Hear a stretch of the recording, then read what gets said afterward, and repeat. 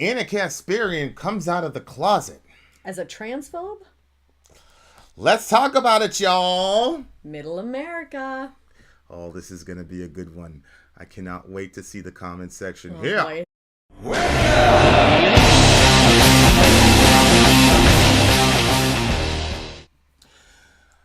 Hello, dear listener. This is Middle America with Vin and Sori, where Hey. we are not left wing, we are not right wing, we are just right. Right. Oh boy, we have a doozy for you today. Dear listener. If you want to continue and join the conversation, it's facebook.com/America Middle. Not for the faint of heart. Not for the faint of heart. It is a free speech environment. Be warned, nobody is spared. I mean, for God's sakes, it's my channel, and you should see the way people been talking to me. You should see the way people been talking to your boy. It's my channel. So yeah, you can go there to have the conversation, but be warned. It is a free speech environment. All right. Dear listener, let me take you down memory lane. It was the 60s. The civil rights movement was well in swing. You had your Dr. Martin Luther Kings of the world who had the sort of Christ-like turn the other cheek methodology. We're going to shame these white folks into giving us our rights. And then you had the Nation of Islam, led up by the Honorable Brother Minister Elijah Muhammad. Elijah Muhammad had a student who was a very charismatic individual by the name of Malcolm X. Mm-hmm. Now, Malcolm X is what one would call a true believer. Malcolm X believed every single word that the Honorable Elijah Muhammad uttered. And one of the core principles at the time of the Nation of Islam was that the devil, or the white man, cannot be reformed. There's that famous clip in the Malcolm X movie where the white lady comes up to him and says, "Brother Malcolm, what can I do to help the black movement?" And Brother Malcolm looks at her with disdain and says nothing, and he straightens his jacket and he walks off. He was a true believer. You know, there's a verse in the Quran that talks about restitution in the matters of the slain. Unlike Jesus, who tells you to forgive your enemies and turn the other cheek, the Quran says, look, you guys aren't going to go out and attack anybody, but if somebody kills you guys need to make restitution, as in eye for eye, tooth for tooth. Mm-hmm. And so Elijah Muhammad was preaching this, Malcolm X was preaching this, and then it so happened that a police officer killed a black man. So Malcolm, I don't know if I've ever told you this story, Malcolm tooled up and he was ready to go to war. Elijah Muhammad said, yo, stop right there. You can't do that. Malcolm said, what are you talking about? You told us vengeance in the mouths of the slain. Elijah Muhammad said, yeah, I understand that, but right now we're 15% of the population. We don't occupy any of the centers of power. And so if we were to do that, it would cause a bloodbath for our people and be completely counterproductive. Mm-hmm. Malcolm was very angry and disillusioned about this, but he obeyed. And that decision by Malcolm probably saved us. A couple years later, a man by the name of John Kennedy was assassinated. Elijah Muhammad took Malcolm aside and said, listen, Brother Malcolm, this is a man that was loved universally in the country, whether you're a Republican or Democrat. This is a man who has said nice things about us and our movement. So if people ask you about the assassination, do not comment. And certainly don't say anything negative. Brother Malcolm got done a speech. And as soon as he got done a speech, the reporter shoved the mic in his face and he said, hey, what do you think of what happened to John Kennedy? And Brother Malcolm said, well, you know, I'm a farm boy. And I was never sad when the chickens came home to roost. And then he walked off with a little smirk on his face. Well, as soon as Elijah Muhammad heard about this, he suspended Malcolm, didn't let him speak publicly for a year, And then they put out a press release saying, we don't agree with what Brother Malcolm said. We love Brother Malcolm, but we got to suspend him and all that. Elijah Muhammad made sure there was a clear fracture between what Malcolm X said and what the Nation of Islam believed. Because again, it was just not strategic. You see, dear listener, when you are a minority, you have to think strategically. When you do not occupy places of power in a society and you're trying to get your rights, you have to operate in a certain way. There's certain things that you might believe to be true, but you don't say publicly because it's bad strategy. Mm-hmm.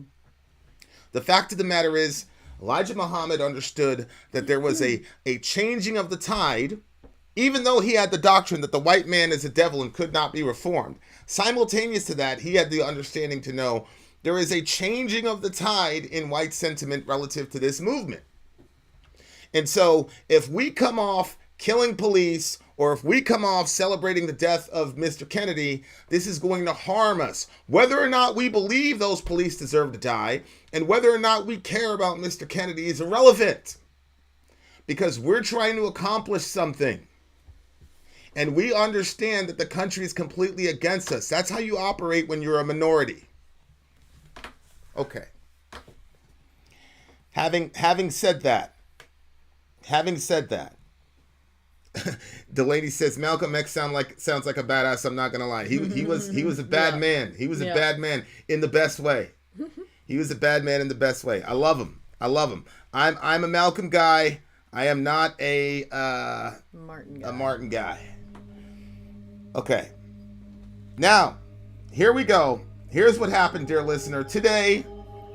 I mean, I saw it today, but it happened in more days than today. But we're gonna play show and tell, dear listener, and we're gonna look at some things and look, feel how you want to feel about it. I think this is indicative of some issues within the trans community, and it's also indicative as to why there are, I don't know, supposedly 500 quote anti-trans laws on the books right now. This is what we're told. Here we go. Here is the shot across the bow from Anna Kasparian. Conservative for California News. John Money was the guy that pushed the transgender movement. Okay. At the end of Malcolm X's life, he realized that he was a racist. Why don't you guys actually tell the truth for once? No, he didn't recognize that he was a racist. What he recognized was that, according to Islamic theology, all people can repent. And even though the white folks in America were absolutely devilish, it doesn't mean that Allah cannot change them. That does not mean that Mr. X was saying, oh, I was the racist the whole time. All these white people were really good people. No, Malcolm wanted to take lives, sir. So we continue. Which is the American way, by the way. Right. I hope you guys understand it. That's the American way. If you feel that you're being oppressed by the government, you strap up and you go to jihad. That's what you celebrate every 4th of July. Okay, so here we go. Here's what Anna Kasparian, here are the sins of Anna Kasparian. Here we go. This is what she said. Go ahead. I feel like you need to read this, considering that you are a woman. All right. So here's what she said. She says, I am a woman. Please don't ever refer to me as a person with a uterus, birthing person, or person who menstruates. How do people not realize how degrading this is? You can support the transgender community without doing this shit. Yeah. I agree. I 100% agree. I agree. 100%. Now, as of the shooting of this video, that tweet has been viewed by 23 million people in 24 hours, and it has over 100,000 likes and a bunch of quote tweets, etc., etc., etc. This is by far more viral than her, I don't care about your religion, I don't care what the Bible says about abortion meltdown that she had. This is by far the most viral moment that she's had. It's been quoted 7,000 times, retweeted a bunch of times. Just so you know, I looked at like the previous 10 posts from Anna. It was 100 likes, 500 likes, 100,000 likes. Wow. Okay. Now, Anna Kasparian, if you look at, I did a little quick search on TYT. If you put in TYT transgender, there's about 40 videos from TYT, mostly helmed by Anna, where they're talking about all the ways that Republicans and Christians are oppressing trans people. She has put out the most videos advocating for and defending trans rights than anybody in the left-wing media space. Okay. I think she made a strategic blunder. Anna thought that because she had done this for years in support of trans people, that earned her the right to say, hey, as a woman, this is how I feel. Well, here is the response that Miss Kasparian received from the very tolerant folks on the left. Here is Alejandra Caraballo. Oh, fuck off with this stupid made-up bullshit. Trans folks are having their existence criminalized in state after state, and you want to whine about this shit. What's fascinating to me about people on the left is that they don't see a correlation between her tweet and those eventualities. Dear listener, I grew up with RuPaul. I grew up with Julie Newmar. We had trans people. We had transvestites who, that's what they're called, transvestites. Cross-dressers, drag, whatever you want to call it. I mean, honestly, it was kind of a joke, a gag thing. There weren't a bunch of laws being passed about that. No. As I told people on the channel, I used to frequent Greenwich Village when we were in New York City because I was in the Bronx and I got into metal and I changed into a gothic aesthetic. I'm wearing nail polish, I'm wearing all black, I'm in trench coats, and that didn't jive well with the Bronx. So we would go to 14th Street, which is literally the mecca of the LGBT community. That's where Stonewall happened. Like, that's literally 14th Street, Greenwich Village. Because they were the only people that accepted us. We were freaks in our context. They were freaks in their context. We went clubbing with them. We, whatever. So this, I am not a person who has not been exposed to drag queens and trans people and all the rest of it. I saw some pretty crazy shit. It's Greenwich Village about 15 years ago, before everybody had iPhones and shit to record things that happened in broad daylight. You could put two and two together. Here we have Anna. So I want to ask you, what goes through your mind? What was going through your mind when you saw Anna saying this as a woman? It actually makes me emotional because I don't generally like Anna's stuff, so that I was surprised to hear her coming right out and saying something so blatant when it was something that I agreed with her on. And hearing her saying, just like coming right out there and just saying it clearly like that, like it felt good to hear it because like obviously I think a lot of us feel that way. A lot of us feel like that our place is being stepped all over. Especially when you say our place, what are you talking about? Women, like we birth children. I mean, obviously we have tons of children. I love having children, but I'm not only a birthing person, I'm a woman. And you can't take that away from me. And the thing is, like, I feel like that we've been, depending on who the people are, I think that we've been very open to saying, like referring to our friends in the way that they want to be referred to and not like being mean to people. And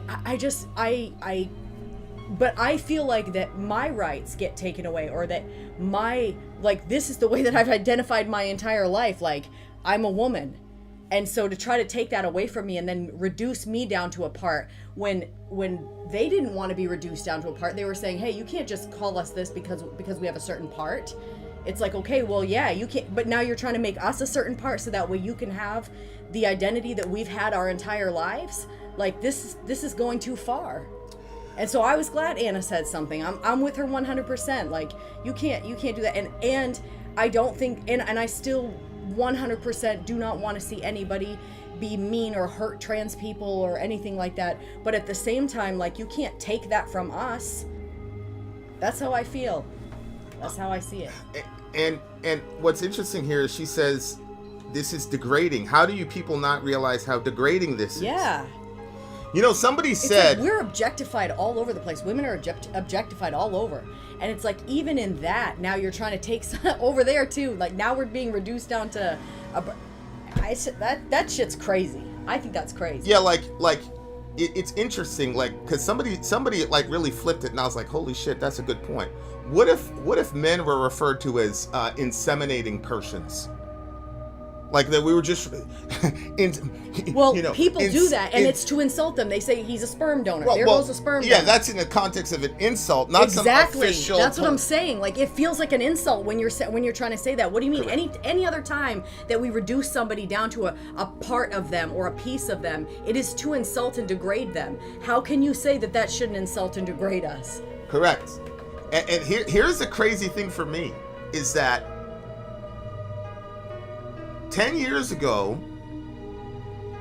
anybody that looked like a man was a man, anybody that looked like a woman was a woman. And if you were a transvestite or you were trans, it was like, well, you're allowed to do that, that's your business. That was sort of the liberal mindset, like you're allowed to do that, that's your business. There was no push to force people to call you a certain thing.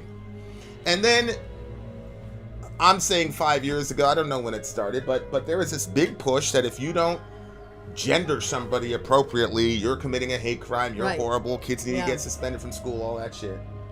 And to be honest with you, that really didn't move me. I didn't care about getting in trouble or anything like that, because I have my perspective on the world, and that's it. What happened was I began, and again, the drag queens, the trans people that I knew in New York City weren't like that. All they cared about was living, being alive, being able to be who they were. They never wanted to be around kids. They resented kids because they used to have to edit themselves. Surprise, surprise. You know what? They would edit themselves when children were around. Mm-hmm. And that's why they resented kids. They hated kids. They wanted to be around their folks so they could let loose. Because there was like this understanding. Obviously, we're not going to do that shit in front of kids. But anyway, those people that I knew, they weren't trying to get everybody to speak their vernacular. They had their own little subculture. They welcomed us into the we were guests in their subculture. We were basically refugees. Mm-hmm. And we were absorbed into the culture. And even as guests in the culture, there was no pressure on us to do whatever. Okay? One of them put their hands on me. I was like, yo, chill. Chill. And I'm like, okay, fine. Homophobe. I'm like, yeah, whatever. Don't touch my face again. But that was my experience with those folks.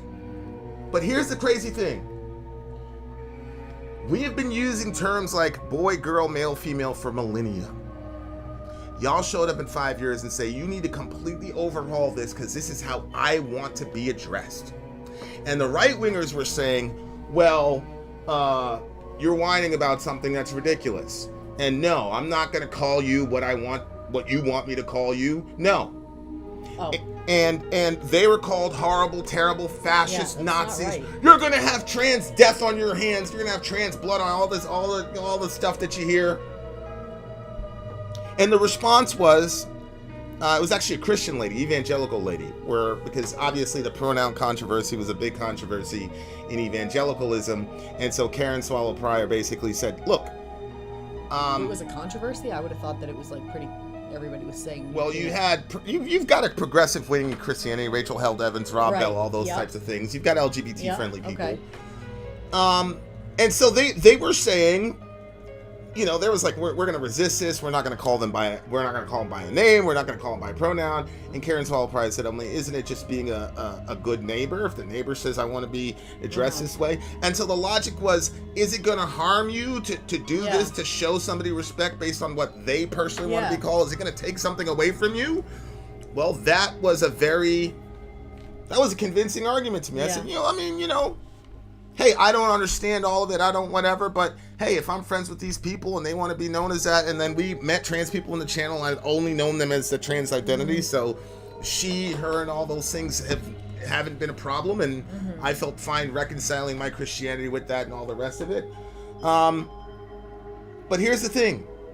When biological women say, hey, this bothers me, this is a response that they get.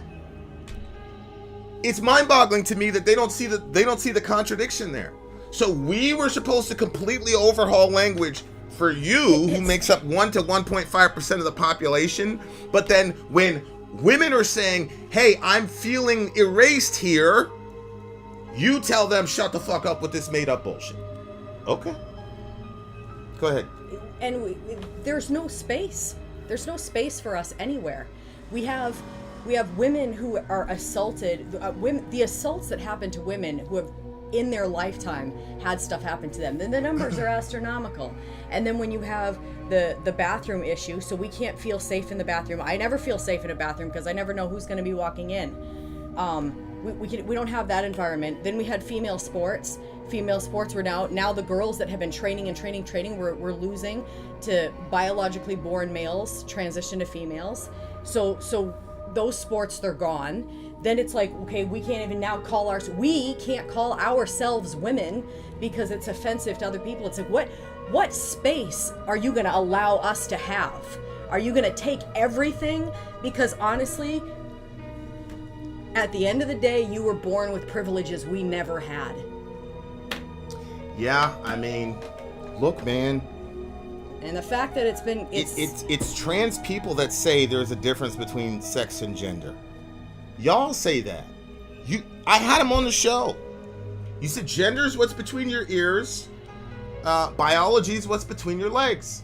You guys said that. So biological women should be able to say, hey, this is bothering me without getting their heads chopped off. But she's getting her head chopped off. Yep. Well, put my head on the chopping block too, because I am a woman. But that's the reason I talked. Not just a part. That's the reason I talked about the stats. She's got 100,000 likes on this thing, when that's probably the most likes in one post she's had for the entire year. I guarantee you. But I think that there's a lot of us feeling this way, and a lot of people are afraid to say what they want to say because they're afraid for the backlash. But that can only go on for so long. Eventually, people are going to put a stop to it. And obviously, we want our trans people to be safe. We want you guys to be in a good spot. But if the entire population is enraged, what's going to happen? Like, let's go back to the bathroom thing. If in the bathroom, let's say the majority of assaults that are happening in the bathroom are not transitioned or women or trans women. Let's say it's not that. Let's say it's regular white males or whatever that are going into that bathroom under the guise of saying that they are trans, and then they're assaulting women in there. That is happening. So like, as soon as Target announced we're so progressive, immediately it starts happening. It starts. Okay. So how do you feel about the Pentagon doctor saying 7-year-olds can make decisions to inject themselves with hormones and puberty suppressants? Look, I can't even cover this Jazz girl. Remember this trans girl, Jazz? She had her own show or whatever. Which one? What was it? The trans girl on.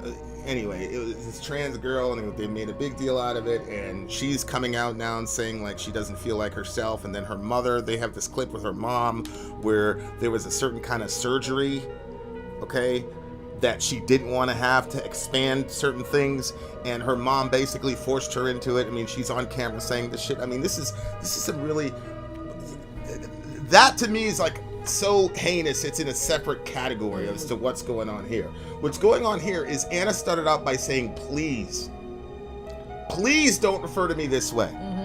When has Anna Kasparian ever said anything about, especially when she's in her feminist suit, when has she ever said please? You know, when she's talking to evangelicals, she puts her fingers in the air. Fuck you guys. Fuck your religion. I don't care about your Bible. She has no problem. When she's going after Republicans, fuck you Republicans. But then when she's talking to y'all, it's please. They're on home court. because they are biologically female. You cannot get over this. What's happening is biological men are now taking precedence over biological women. This is from your language. This is not my language. This is your language. I'm borrowing your language because you said there's a difference between biology and gender. Okay, so biological women now, biological men now are still telling biological women to shut the hell up and stay in their place. That's what's happening. And it's absolutely mind-boggling that people can't see this.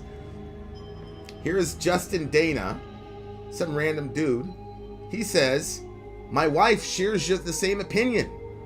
Anna says, I'm sure a lot of women don't want to be minimized to a bodily function or a body part. Exactly.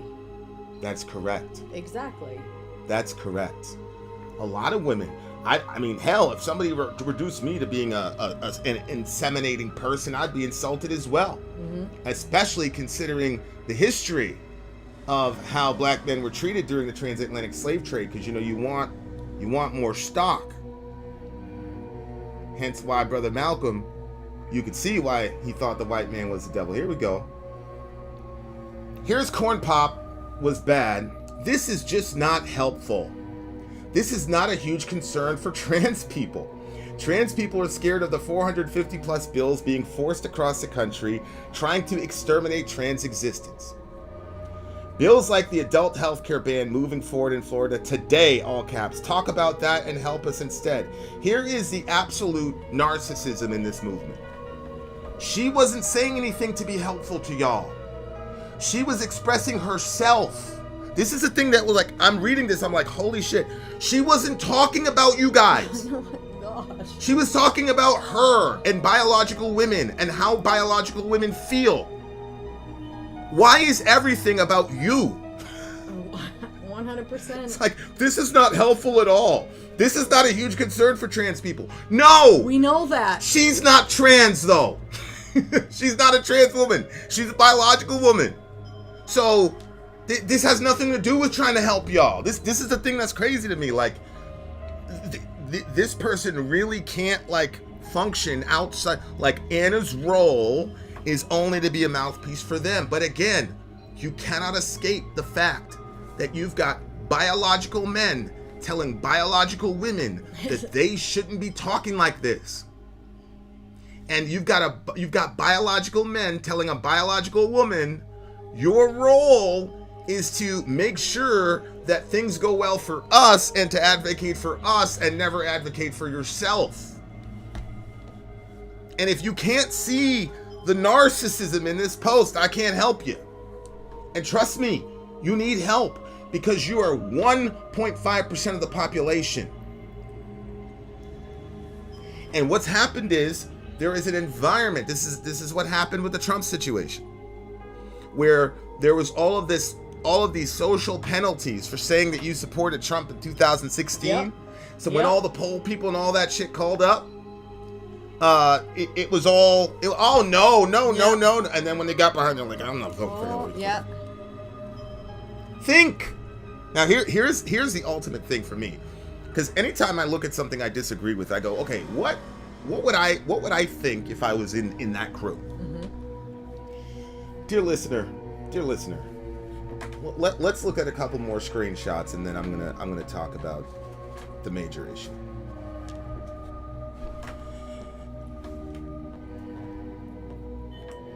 Here's Zuby. Zuby said, "Your side in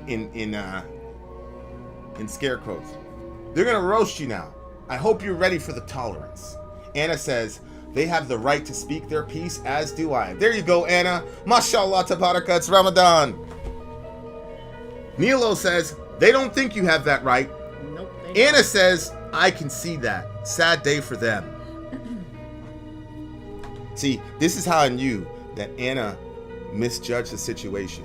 Anna thought that because she's been an advocate for years for these people, it doesn't matter. And because she shot the most videos going after anybody who would mess with these people, she thought that when she posted this, that people would look at it with a sense of goodwill.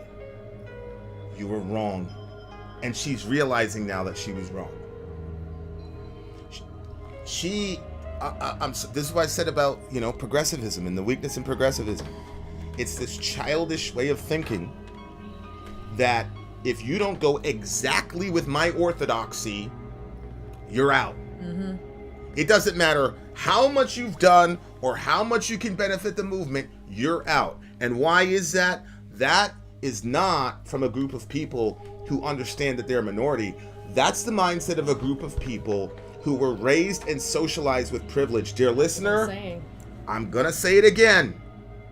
The vast majority, especially in the activist wing of the trans community, were socialized as white males in the United States of America. It is mind-boggling to me that the left and the far left, which is where these folks reside in, can find racism in everything, can find white privilege in everything.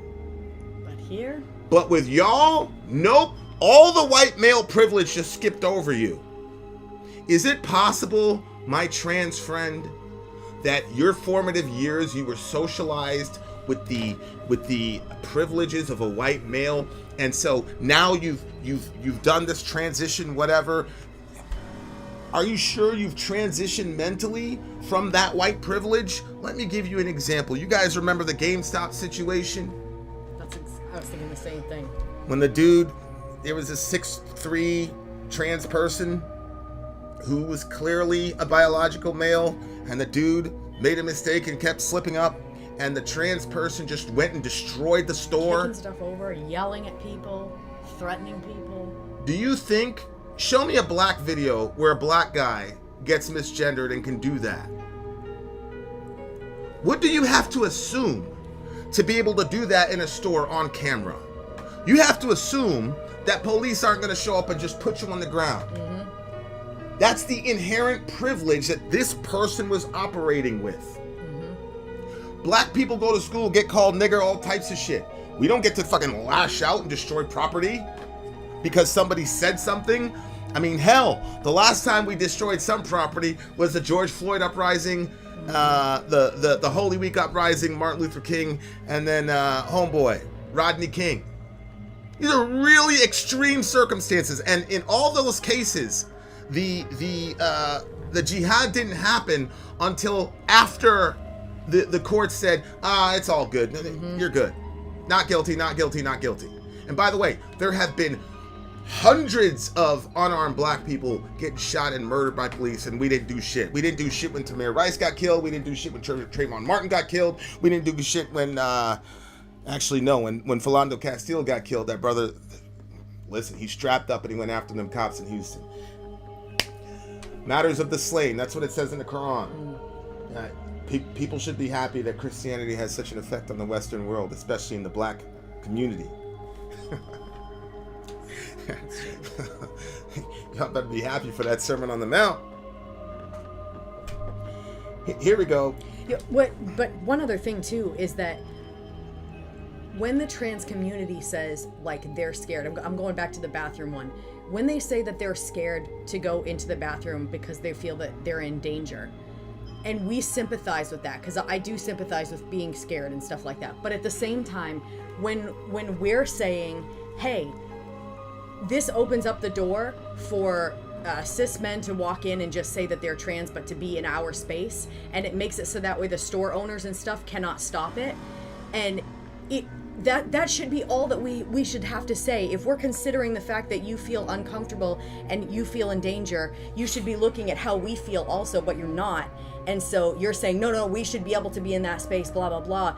But then why wouldn't you advocate for having a bathroom that keeps you guys safe and also keeps us safe? Why are you doing that? That was the question. That was the question I asked in the previous episode. Why does it have to be a women's bathroom? Tell the guy, look, if you've got, if you're a Fortune 1000 company, you need to finance your own, neutral bathroom. Yep. And then if you're not, then the municipality will pay for you to get another bathroom. No problem. Yep. Everybody pays $1.50 in tax. Problem solved. Yep. Nope. We gotta be in with the, and again. But I think that what it comes down to, I feel like that it speaks something to them. Like, I think that being able to go into our bathroom makes them feel more in the skin that they feel that they're in. Like, it makes them feel more comfortable. And there's a part of me that sympathizes and understands that, but there's a whole nother side of me that says, hell no, though. You can't do that, because it's opening up the door for women to get assaulted, girls to get assaulted, and I'm not going to vote for anything that's going to put my daughters in danger. I'm not. And it's going to put... It's already has. Women are already getting assaulted underneath that banner. Look,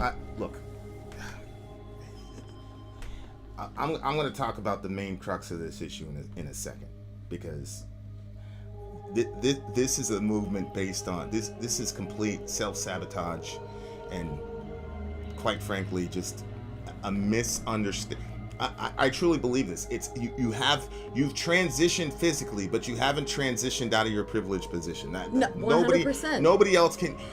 Look at any civil rights movement, even the gay and lesbian movement. By the way, is starting to fracture and leave trans people on an island, because they're starting to say, "Holy shit, this is gone. We don't support half of this shit. Yeah. We were just telling people we're here, we're queer, leave us alone. Yeah. Stop killing us. Stop telling us we can't get married. We weren't in all this extra shit y'all are pulling, like, and we're getting." This is what I've heard from LGB people. Okay, now watch this.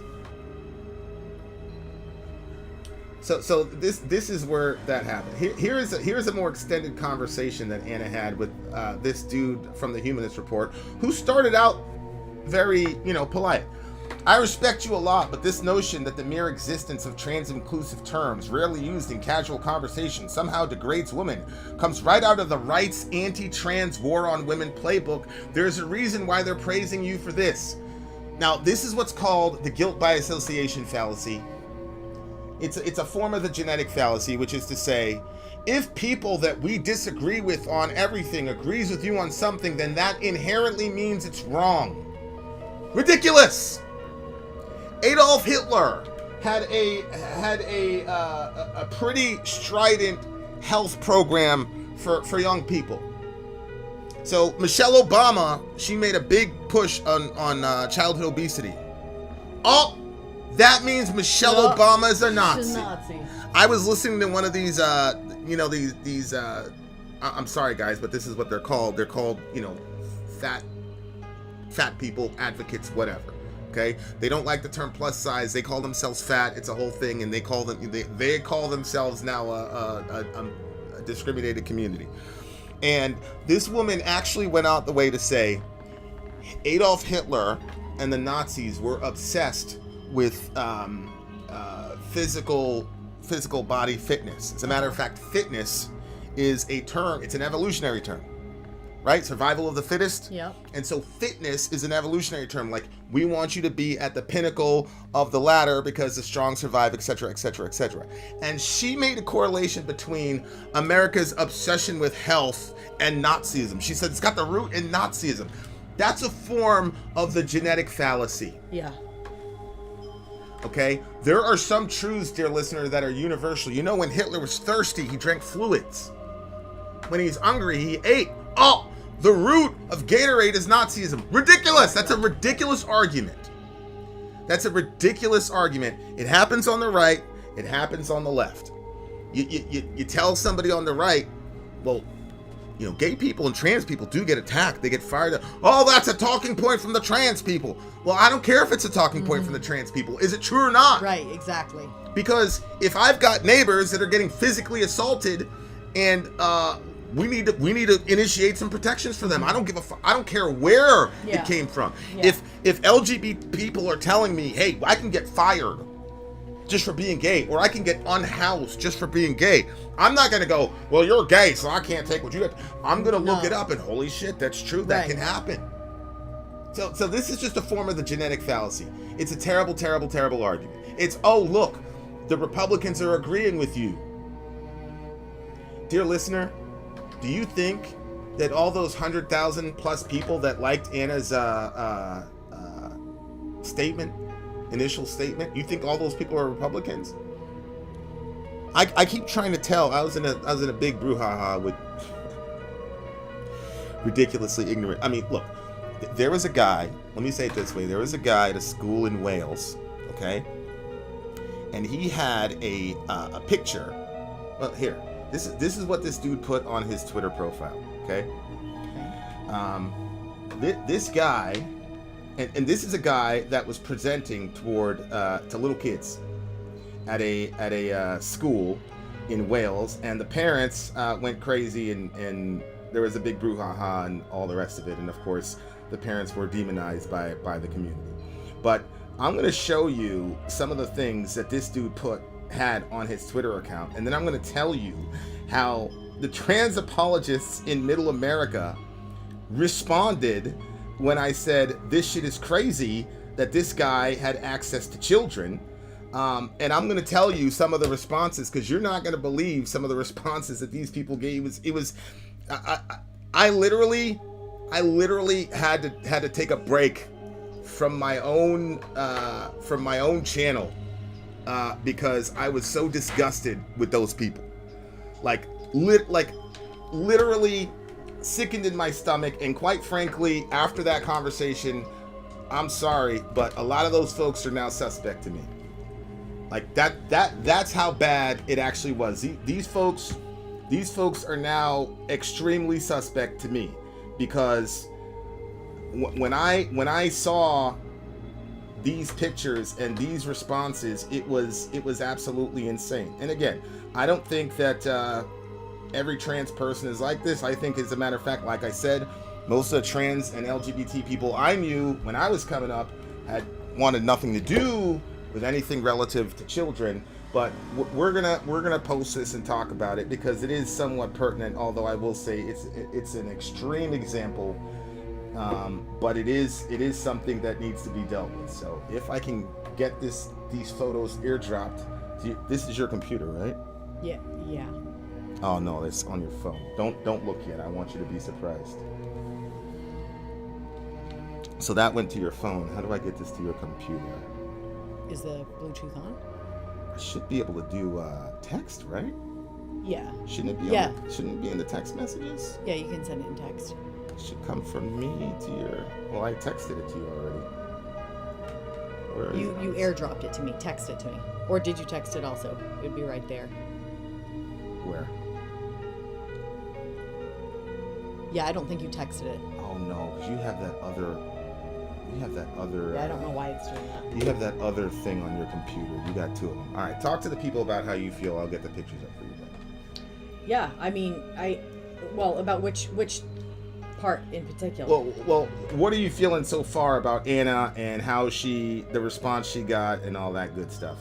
I feel bad for her that she's getting that response, because you feel bad for Anna? I never thought I'd see the date. I do, because I think you're right. I don't think that she anticipated the backlash. To be honest with you, I've seen the different smaller communities turn on each other so quick and be so cutthroat. I've seen, if you were talking about the weight class groups, yeah, they call themselves fat, but if somebody loses weight and they're in a different category, they ostracize them. They can't be happy about their weight. Like that's a lot of toxicity. That's not healthy at all. And so I think that, I think Anna was thinking that because she was standing up for them and being compassionate, because I think that's something that, like women, we're naturally more compassionate, and to be able to see from somebody else's perspective, which is why I said, look, we were sympathetic with a lot of this stuff at the beginning, but you're taking everything away from us. And so it's like, well, why would we be okay with this? This is not you coming into our space and saying, hey, like, we're wounded, you're wounded. This is you coming into our space and taking everything away from us, and then going after her to this degree. In the comment section, people are just going crazy at Anna for this. And I just think that this just shows exactly where it's at. But I know the feeling of when you think that people are with you and they're not. And it hurts, and I think that she probably thought that, it would be different. I really, I mean, that's my perspective on it. I think she was so disregarded. Yeah, I mean, she was a bit naive. And one of the things that's fascinating to me about this is that it was college-educated white women that pushed Trump over the border in 2016. And one of the things that's absolutely fascinating to me is the complete lack of political ingenuity. Dear listener, Anna Kasparian, you are not going to... You guys know that the right is completely far gone relative to this issue. You know that. You know it's over. Those people cannot be convinced. And then you know that there is a group of people that are diehards and that will support any and everything that you do. You know that. Most people are somewhere in the middle, dear listener. There's a lot of people that are like, you know what? I do not want to discriminate against anybody. I don't want to harm anybody. I don't want anybody to jump off a bridge. Most people don't feel that way. They don't want that shit to happen to the people that they know. So most people, that's how they feel. But dear listener,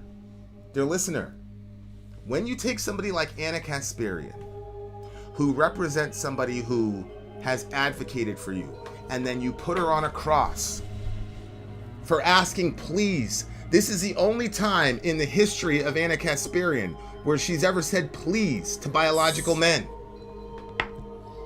And then you slice her and dice her after all the years of advocacy. Yeah. What do you think the onlookers are going to see? I was trying to get these atheists into a debate. We were going back and forth, and the guy was making all types of excuses as to why he wasn't going to debate me. He's like, well, you're never going to convince me. And I said, I don't do debates for the person I'm debating. The person I'm debating is essentially a foil. I'm there to show the antithesis. I'm there for the onlookers who are not going to say this shit publicly. You got to be a certain kind of person to make public statements about controversial issues. You got to be a certain kind of person to step into the ring and debate. Most people, 99% of us, are onlookers who don't want that kind of trouble, but do want to figure out how to sort these things out. What do you think all the millions of people that are influenced by Anna Kasparian think when they see her get put on a cross after all those years of advocacy? But there doesn't seem to be any like political sort of like because ingenuity. I think they're just looking at themselves, and you know, it could be that, you know, perhaps they've been in a situation where they've been victims because of the way that society is with the topic, but they're not realizing that they're being the bully in this situation, and they're not the victim. Women in this situation, biological women, are the victim. Anna is the victim in this situation. She's the one that just said, hey, please, and now she's being attacked online because of it. It's just...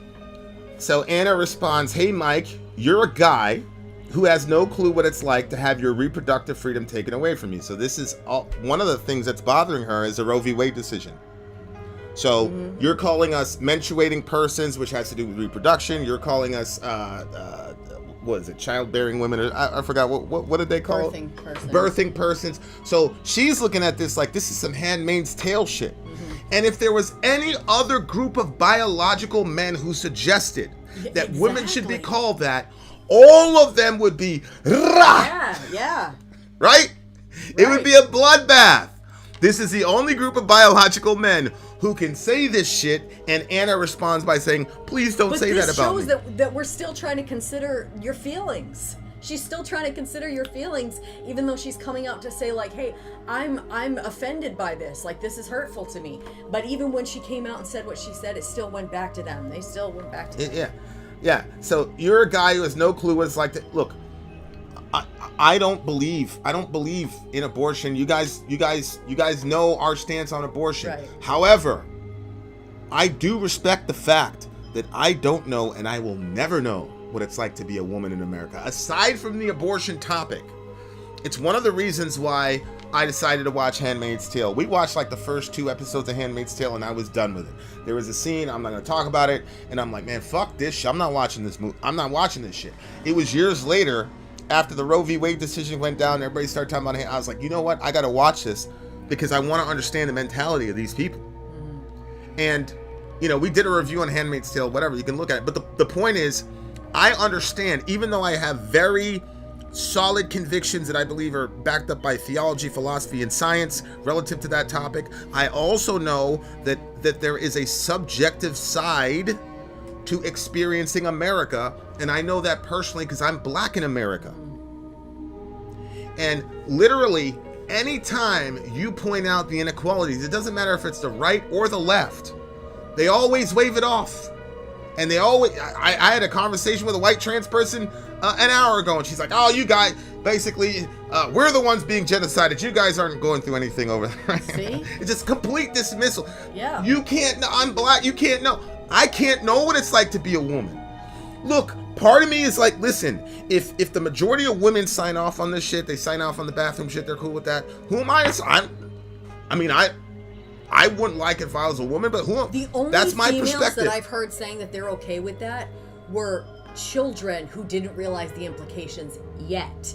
And that same girl was in the bathroom at Walmart by herself. She was 15, and it was a man that walked in. Sexual assault survivor. Yes. It was a sexual assault survivor. A man walked in, not somebody that was claiming, said that they could still go into the category because they could say it, but there was no indicators by what they were wearing. But because they were in the bathroom, there was nothing that anybody could do, and she was in that situation. She quickly changed her stance. She doesn't agree anymore that should be happening in the women's bathroom. But consider what it's like to have the same lawmakers who fail to protect our rights turn around and call us people with uteruses. It's not inclusive if cis women hate it. Mm-hmm. It's like, they're 99% of the women in the country. You guys are less than 1% of the women in the country. So you're talking about being inclusive. I'm telling you, I've seen on Twitter, I don't know many women who are cool with the cis, even the cis label itself. I've seen a lot of women on Twitter say cis is a slur. Feel how you want to feel about it. They're biological women. I'm gonna listen to them. I'm not gonna necessarily create legislation for them, but I'm gonna listen to what they have to say. And strategically speaking, this dismissal of the opinions of biological women, I've been saying to folks, go for it. I'm getting misinterpreted all over the place. Look, you guys can say whatever you want. You can do whatever you want on Twitter, but people are going to fight you back. They're not going to fight you in the public square because they don't want to be canceled. They're just going to fight you in the voting booth, man. And there doesn't seem to be a correlation in their minds between the way that they're being treated, exactly, that Anna's being treated, and these bills. Exactly. How come we didn't have these bills 20 years ago? All 450 of these anti-trans legislations are all coming from red states? Really? Really? Only red state people, only Republicans are worried about letting biological men into women's. Only Republicans are worried about that. Okay. Here's the picture. Here's the situation that chased me out of my own channel because I was so disgusted with these people. Here's a guy. This is a guy that they had presenting to little kids, impressionable kids at an elementary school without their parents present. This is what he posted on Twitter. When you're at an orgy and another bottom tries to steal the top that's about to destroy your hole. Here's a picture of... Yeah, they're using a kid's cartoon. This is a kid's cartoon, a PBS kid's cartoon. Yeah. That's the picture. That guy was Not speaking at a school. Not only is it a cartoon, but it's a child. Correct. And it's a child bending over and he's talking about destroying holes. Okay. Oh, All right. Okay. Wow. Okay. And he was speaking at a kid's school. Seduct. Here's the next one. Which is even worse. But let a girl have an OnlyFans and decide she wants to be a teacher after. Yeah. It'll never happen. Unbelievable. Here you go. Look at this. Gay clubs are wild because you can run into both of these guys and then find out they're both 23 years old. This kid is what, 13 max? 14? Yeah. This guy's about 50. What's the implication? The implication is in gay clubs, you got a lot of underage boys. Yep. And then you got dudes that are 50 that act like they're 23 so that they can get with these underage boys. Listen to what this dude posts as a superscript above it. Here he is. This is what he posted above it. It's absolutely mind-boggling. Read that. Love has no age. Love has no age. This is what he posted. So the parents saw this and they said, holy shit, no, we don't want this motherfucker in our school talking to our kids. Go, you can look at the comment section on Middle America. We had dudes defending that. We had dudes saying, "Oh, he gets to have a personal life." I'm like, "Yeah, he gets to have a personal life, but he didn't murder my kids." This guy is a straight up this guy is pedo adjacent if he's not himself a pedophile. Yeah. And if you defend that, you're a question mark. I don't give a fuck. There is another picture where as he was presenting, his junk was there for all to be. What? Yeah, because he had these skin tight things and his junk was out there, semi-erect. And the dude said, "Oh, he did a bad tuck job, no problem. Prove to me that he's a pedophile." I'm like, I don't need to prove he's a pedophile. If there's a fucking pit bull running around my neighborhood, I'm not gonna wait to find out when he devours my child that I need to take my child out of the fucking yard. No. The inability to see how people would be completely revolted by this. The inability to understand that it's not about you. You're operating as a minority. You know what's crazy too? Is that unbelievable. My parents raised us in a Christian household, and there was never like a never-ending stream of people that would be like, "That's horrible. You know, you're brainwashing your kids. Blah blah blah." Like, you try to teach them the Bible, try to teach them about God, give them a grasp on what life is like, and how things are, and you know, they're like, "Oh, you're brainwashing your kid." But then all this is going on, and everybody's saying that this can happen. Like, are you serious? And you teach a kid about God, that's brainwashing, but you're bringing this person in that believes that you should be able to be with children. Love has no age. Love has no age. And literally, you had nobody's seeing it. No, come on, people are seeing it. You had this dudes. Is crazy. You had dudes in. That's why I said, like, I had to get away from it. I was like, holy shit, these guys. And look, if you defend that, you're absolutely a question mark. I would never leave any kid around you. No. Forget my kid. I wouldn't leave any kid around any dude that fucking defends this. I showed all 3 pictures. Bang, bang, bang. Last one with his junk out. The guy's like, bad tuck job, no problem. Okay. Let's see how that works in the voting booth there, listener. That's not going to work in the voting booth. Let's continue the conversation with Anna Kasparian. And again, I want to pause here. Because this is the same thing I said in the chat. Most trans people are not like that guy. That dude is sick in the fucking head, and we all know what he most likely is. If it came out that motherfucker, first of all, I didn't know this, but the original poster also updated me on this.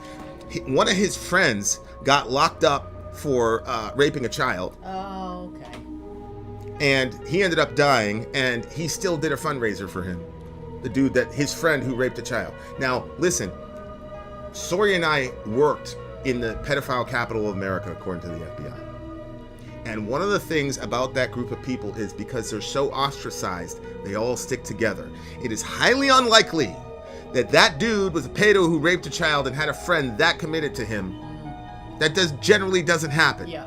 Because even among the street people who are grimy, steal money from their mother to get heroin, even those people, their code of ethics was, you do that to a kid, you're gonna pay some prices.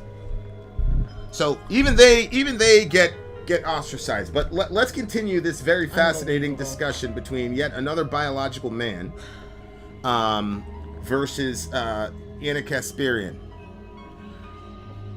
Yeah, I was blown away. I was absolutely blown away. I couldn't believe it. I could not believe that people were justifying that shit in public, in a public forum. Like, the internet is forever. So we got you're on the internet justifying this shit.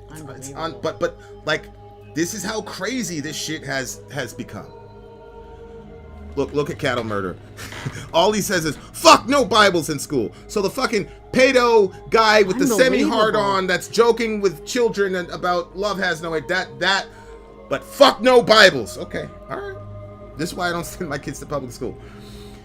So she says, it's not inclusive of cis women hate it. He responds, how many people are actually referring to you using this language? It must be a lot for you to air this grievance in the middle of an international hate crusade against trans people. I'm sure Ben Shapiro is retweeting you because he supports your reproductive freedom, though. Again... Wait. The fact that she got the amount of responses that she got proves that this statement needed to be said. What he's making it look like this doesn't even come up. Why are you making a big deal out of nothing? Well, if it doesn't come up and it's not a big deal, then why is it becoming a big deal? Because it is. And who is he to say, as a biological man, what Anna gets to say on her Twitter account? Who are you to say that? That's like the white people were telling you who you should vote for. Correct. Yeah, I had a bunch. That's what I'm saying. Like, if you don't think the left is racist, man, go check my Twitter account. All during the fucking 2020 election, I had all these non-racist leftists telling me I needed to vote for Joe Biden. And I'm like, what the fuck are you talking? They're like, well, you're black, you can't vote for Trump. Man, shut the fuck up. Now, I didn't vote for Trump, but the insanity of a white person telling me who I need to vote for. Exactly. They're like, why aren't you afraid of police brutality? Shut the fuck up. Trayvon Martin happened under Obama's watch. And that's insulting. Though I bet you anything the person that said that to you never puts out a post on their Facebook against it. It's just white privilege, man. It's white privilege. It's he put the kids in cages. Yeah, so did Biden. Yeah. Okay. Anna responds, it's used by many major institutions, ACLU, CDC, universities, and news agencies, and prominent progressive figures like AOC, and the guilt by association charges lazy and lame. Correct. So the issue is it's being mainstreamed. People are saying, well, how many people are referring to you that way now? That's not the issue. The issue from my vantage point, and I want to know as a woman, it is being mainstreamed into the vernacular. None of these social revolutions happen overnight, dear listener. It takes time, but it seems to me a lot of women are looking at this as like the seed beds for the complete erasure of biological. Is that how? Yeah, that's how I feel about it. And I'm like, I don't know, where are you trying to go? Like, that's how I'm like, where's this going? Because let's say we gave up the ground and we said, okay, we'll no longer identify as women, even though all of us as young girls couldn't wait to grow up and become women. And now we're women and we're birthing our children and we're women. And now we have to throw that out. So let's say we give that to you and we call ourselves birthing people. Like, where is that going to stop? Like, what ground do you want next? Like, I feel like it's just the start of something else, and that it's just a catalyst for other things that would just dispense with more of what we are or who we are. Yeah, I mean, I don't know. I haven't thought through the implications of what it would mean. For what? Like, how many places could they take that? Let's say we surrendered that ground and we could no longer call ourselves women. Like, what would be next? How else would that affect women? Because if we gave something up that monumentous, like all the way back, like, there's been male and female since the beginning of time. Yeah. And now they want us to dispense with this idea and call ourselves something else. But the arrogance of these people, man. You're gonna, like, Latinx. Yeah. These white folks, these white liberals now go to Latin people and say, now this is what you're gonna be called. Again, you have to be a certain type of privileged person to believe that you can go to an entire group of people and just completely remix their identity. Yeah. You gotta, like, is it possible? And again, I'm not talking to right-wingers here. I'm talking to people on the left who believe that white privilege is a thing. If you believe white privilege is a thing, and your formative years you were socialized as a white male, even though internally or between your ears you identify as a woman, I'm not discounting that. What I'm saying is, the way that your society treated you in your formative years was that you were a white male, and as such, you were inculcated with white privilege. Or did that just skip you and just only hit the Republicans? Hello? People go, well, you're a man in a male-dominated society. Does that mean that you have male privilege and that you have blind spots of misogyny? Yes! Yes! Yes! As a matter of fact, one of the ways that I know that I had some latent misogyny is that I didn't really start caring about women's issues until I had a daughter. Okay, until I had kids. Yeah, I was there with my 5-year-old. We're trying to get some milk at the 7-Eleven, and there's all this fucking porn bullshit, and I'm like, yo, I'm trying to raise a man here. I'm sure I went through that 7-Eleven a million times and saw that shit, never thought about it. But then once I had a stake in the game, then I had a problem. And then once I had daughters, then I really had a problem. So of course, it's impossible not to come up in a patriarchal culture and not have that. So I'm not gonna say that the patriarchy skipped me and hit everybody else. Ridiculous. But this is how y'all. There doesn't seem to be. I've got a friend who's extremely balanced about this stuff, but she's in like at the older side of the Gen X side, and so some of this is generational because she saw how hard LGBT people had to grind to be able to live, and she's looking at shit like, yo, we're in a really good spot. We got sympathetic people like, yo, we don't need to fucking cross these lines. But you got a new group of people who got all their civics from Twitter. And as we've seen recently, Twitter is a purposeful echo chamber for the last 10, 15 years of one particular perspective. So you got all these young people who live in this crazy fantasy world of Twitter, where if you look at Anna's comment section, it says bad, and it appears as if everybody agrees with them. No. Right. What happens is Twitter has created an environment where there are social consequences for disagreement. So you get to say whatever, and everybody that agrees with Anna can only anonymously hit the like button. But that's not how normal, regular people think. And if you live in a democracy where people get to vote, you have got to convince people. It's unbelievable to me. Like, you watch a show like Survivor or The Mole or whatever, everybody knows, hey, I'm one person versus 20 people. In order for me to win, I need to make alliances. Right. And what's mind-boggling to me is, like, you're burning your bridges with white, leftist, liberal women. I don't care what anybody says. Anna Kasparian is a leftist. She is not a Democrat. She's a leftist. I know some of you guys don't like her orthodoxy. She is a leftist. And you really want to sacrifice this community? You think you're going to get anywhere if you get rid of that group of people? It's unwise. It's just they're completely bent on self-destruction. Completely bent on this is self-sabotage. And so my role was just to say, hey, I know how to function as a minority. That's why I started out talking about Brother Minister Farrakhan and Elijah Muhammad and Malcolm X. Because you had the older Elijah Muhammad explaining to the younger hot-headed Malcolm, this is not how we're going to win. Yeah. Yes, we use rhetoric like vengeance in matters of the slain so that we can keep up the spirit of our people, so that they can walk with pride. But we're going to also walk in wisdom, Malcolm. You got to chill out. And even though it didn't end well with the Nation of Islam and Malcolm, it worked. Because they wanted him to initiate some sort of bloodbath jihad so they would have an excuse to wipe everybody out. When Martin died, there was a 75% disapproval rate in white America of Martin. 75% of white Americans didn't like Martin at the time because he was a communist, he was a Marxist, it was cultural Marxism. When he was assassinated, okay? Much less Malcolm. So this is what's happening. There's no Elijah Muhammad in this movement. It's completely ran by emotional, childish, privileged people who were taught that the whole world belongs to them, were taught that their forefathers went out, conquered the world, went to the moon, all this shit.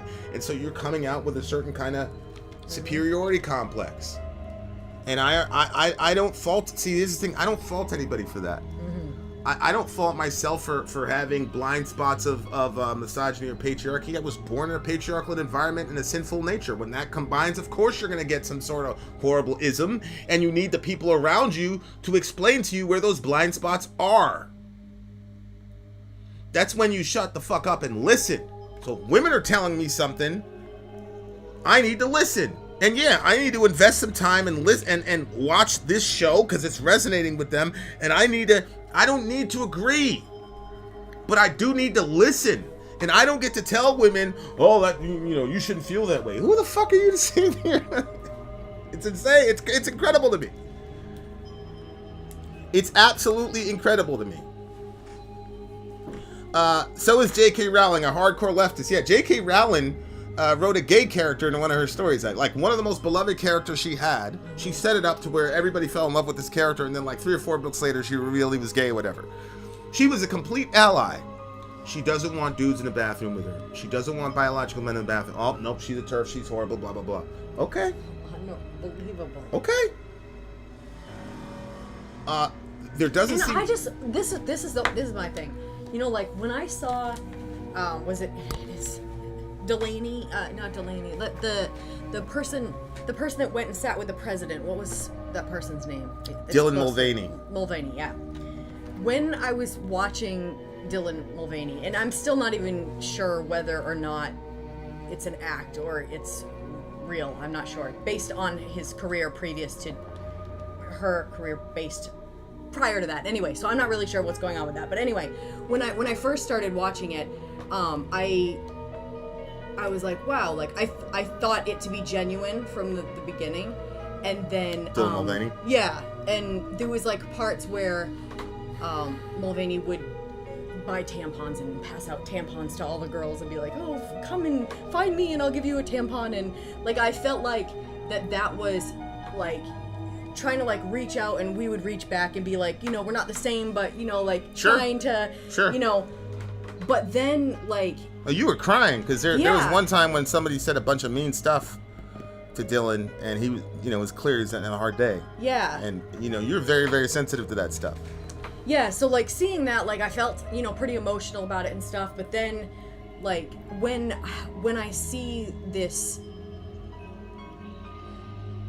I feel like you want to be, when I say you, I'm talking about trans women, you want to be us, as in biological women, but that you hate us because if you didn't hate us, you would want to make sure that we stayed safe because you would understand the fears that we have of cis males that have hurt us. And because there is no sympathy, there is no understanding coming from you, then I feel like you don't know what it is to be a woman. It's that calloused, because I asked people on the show, what is the solution? There was no solution. I literally had a dude who's anytime abortion comes, he's pro-woman. Mm-hmm. I talked about the girls who were sexually assaulted, mm-hmm. one of whom was sexually assaulted in a bathroom, mm-hmm. and the context was women had been literally raped and murdered at the site. Mm-hmm. And the girl looks up, and that's when a dude... He just started, okay? He was late 40s, so you know how that goes. You guys, if you're in the community, there's facial like Dylan Mulvaney has facial reconstruction surgery, implants, all that shit. It's an extremely expensive procedure to look like Dylan or Blair White and the rest of them. Most trans people do not look like that. So this individual had just started transitioning, looks exactly like a full-blown man with a dress. They look up, they're terrified. They come to me. They didn't even work for me, but they come to me because they perceive Vin as whatever. I get on the phone. I'm certain that HR is going to say, yeah, blah, blah, blah, blah.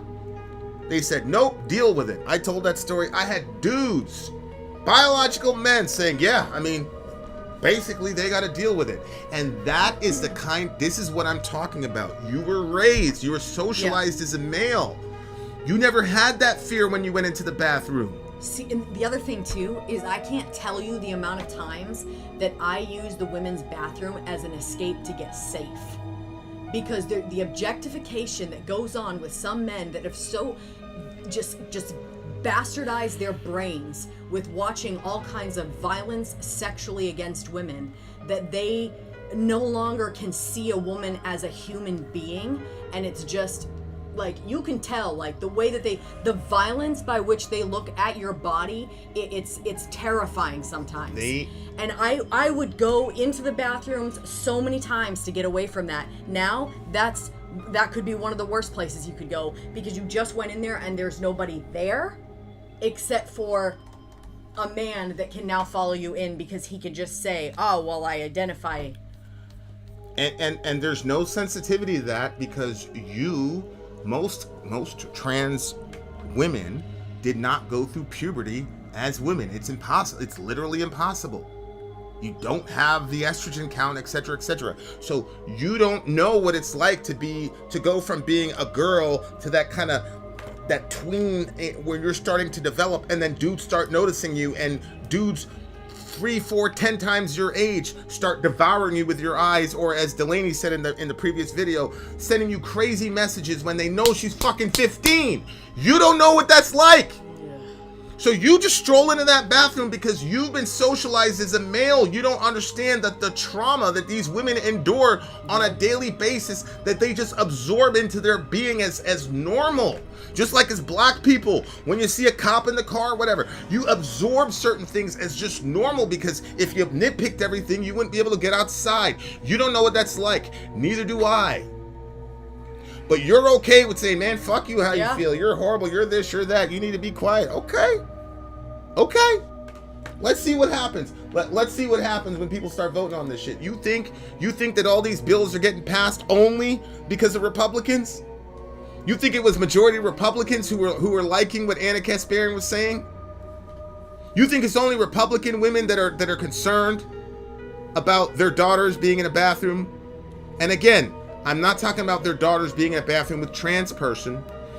They're worried about their daughters being in the bathroom with biological men.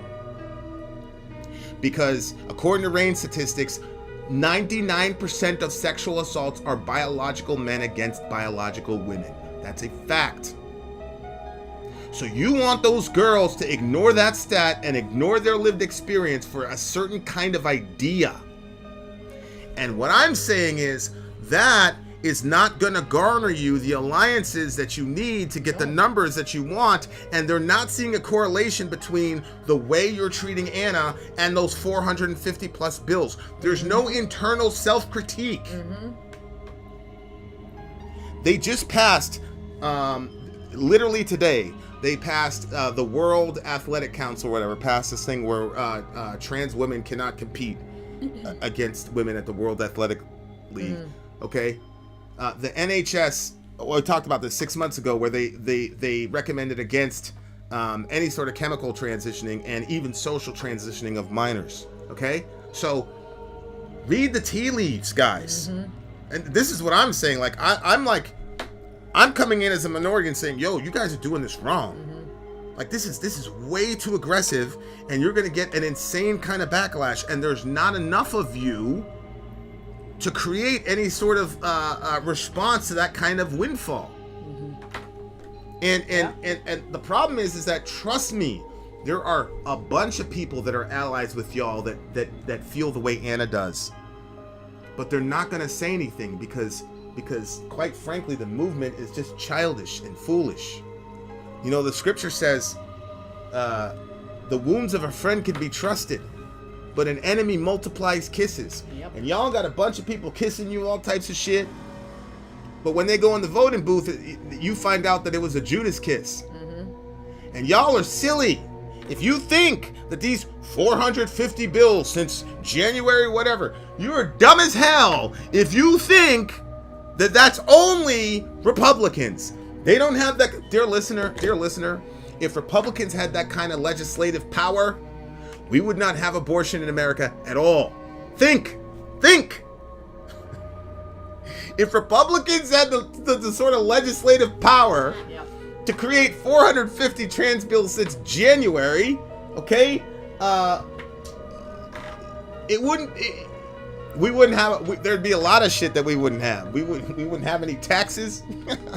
There'd be no abortions. This shit is incredible. Like, the lack of political insight on this. It's insane. It's absolutely insane. It is amazing how effectively 1% of the U.S. population has their concerns centering all of American culture and media main space. This is not happening in Russia or China, by the way. It's true. It's true. I'll tell you what sucks about it. I have an idea of who this person is, by the way. Shout out to homeboy. But go ahead. Well, shout out to homeboy too. I can't remember what I was going to say. We need the Bible back in schools. Our children are suffering. No, I think you need to get your kids out of public school. Is what I think. That's what I think, because you put the Bible in the hands of some of these crazy people, and they'll have you hating Jesus in 2 days, bro. Nah, you don't need the Bible back in public school. You need to get your kids out of public school. It's so crazy how difficult it is for groups to maintain like a good, healthy standing when they get in power. Like, look at the Christians. They went through all this suffering and persecution, and then once they got the power, then they were going around doing the crusades. You know what I mean? Like, yeah. Then you've got the trans community. You guys were under people's boot for the longest. People were dying. You guys were dying, and then now you guys got a bit of power. Like, literally what the guy just said, you're 1%, right? You're 1% of the population, and you've been able to move the culture, and then you're wasting it on allowing stuff that endangers children and endangers women. And it's like you're missing your opportunity. You're really missing your opportunity because you're fighting about things that we're not willing to sacrifice on. We don't want to get assaulted in the bathroom. We don't want our daughters assaulted. That's what I'm saying. So we wanted to help you, but you're playing your cards in the wrong way. Everybody's going to turn on it. Everybody would be fine with a gender-neutral bathroom. Yeah.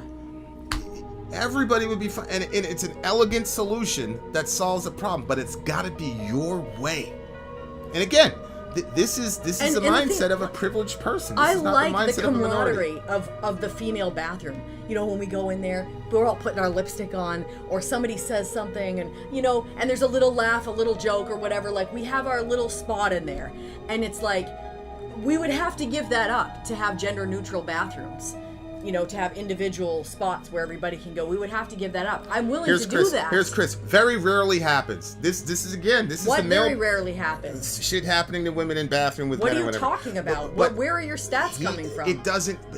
That doesn't even matter. That's like when white people tell us, hey, it's very rare. More white people get killed by police than black people. We know that, dum-dum. We're underrepresented though in the population and overrepresented in the dead pool. You know that. So this again, the dismissal, Chris, you're a man, this dismissal of the concerns of biological women. You've never been a woman, Chris. Very rarely happens. Unfucking believable. I would venture to say you probably don't have any daughters either, because if you did, you would understand the fear that happens when you have to send them in the bathroom by themselves when you're a father, because you can't go into the women's bathroom. Or as that's how it's been. But this is what they do. This is the only time when leftists will just dismiss a woman's fears and concerns. Oh, very rarely happens. Very rarely.